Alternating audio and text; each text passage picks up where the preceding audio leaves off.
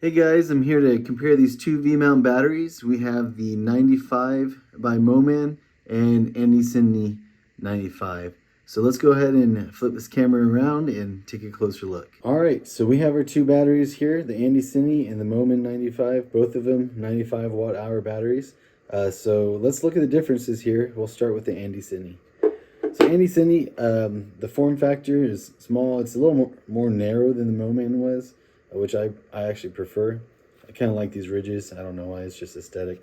When you look at it, you have your typical V-mount, but this is something that's different. You have this little mount screw set where you can mount it onto a light stand or other commonly used hardware. So that comes in super helpful if you don't have an adapter for V-mount to hold it if you're powering something. So then you have two D-tap inputs here. So both of these are input and outputs. You can charge out of them or use them both to power devices simultaneously. You also have USB-A. This little silicone guy is easy to lose though, so be careful with that. So that USB-A though is output only, so you can't charge with it, but you can charge other devices or power other devices with it. So that's the Andycine. Let's take a look at the Moman. So Moman, again, is a little bit wider, not as tall as the Andycine, but that's the main difference you see. And then you have your V-mount, but there's no screw set there. BP pin. Now we have, just like the Andycine, we do have two D-tap input and outputs.